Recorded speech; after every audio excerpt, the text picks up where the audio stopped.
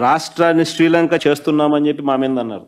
ఈయన 13-14 నెలల కాలంలోనే ఈయన తీసుకొచ్చిన అప్పులు 1,75,112 కోట్లు. 5 ఏళ్లలో మా ప్రభుత్వం చేసిన అప్పు 3,32,671 కోట్లు అయితే అన్ని స్కీములు ఇస్తూ నాడు నేడు లాంటి గొప్ప డెవలప్మెంట్ కార్యక్రమాలను చేస్తూ స్కూళ్ళు కానీ హాస్పిటళ్ళు కానీ రూపురేఖలు మారుస్తూ కొత్తగా 3 పోర్ట్లు గవర్నమెంట్ రంగంలో కడుతూ గొప్ప డెవలప్మెంట్ కార్యక్రమాలు మేము చేస్తూ అన్ని స్కీములు ఇస్తూ కోవిడ్ లాంటి విపత్కర పరిస్థితులను ఎదుర్కొంటూ అయినా మేము చేసిన అప్పులు కేవలం 3,32,671 కోట్లు అయితే ఈయన 13-14 నెలల్లోనే ఈయన చేసిన అప్పులు 1,75,112 కోట్లు. అంటే మేము 5 ఏళ్లలో చేసిన అప్పును ఈయన 13-14 నెలల్లో 52.43% ఇప్పటికే చేసేసినాడు. మేము 5 ఏళ్లలో చేసిన అప్పులో 52.43% ఆయన ఇప్పుడే చేసేసినాడు ఈ 13-14 నెలలకే. నేను అడుగుతా ఉన్నా, ఈ డబ్బంతా ఎవరి జోబీ లేకపోయింది? ఎవరికి ఒక స్కీమ్ ఇచ్చింది లేదు, ఎవరికి ఏ మంచి చేసింది లేదు. ఈ డబ్బంతా ఎవరి జోబీ లేకపోయింది. అయినా ఎవరు ప్రశ్నించకూడదు, ఈ మాదిరిగా ఉన్నా కూడా ఎవరు అడగకూడదు.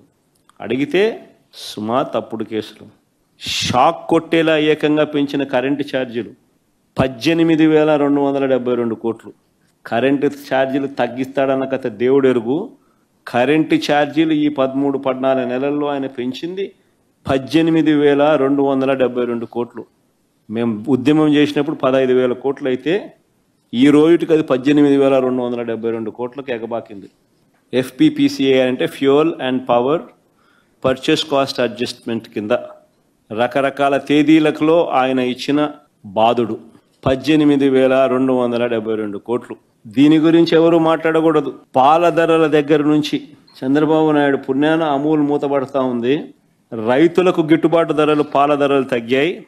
కానీ మార్కెట్లో మాత్రం వీళ్ళ హెరిటేజ్ కార్టెల్ ఫామ్ చేసి పాల ధరలు పెరిగాయి. ఇలా పాల ధరలు తాగేవాడికి పెరిగినా ఎవరు మాట్లాడకూడదు, రైతులకు పాల ధరలు తగ్గినా ఎవరు మాట్లాడకూడదు.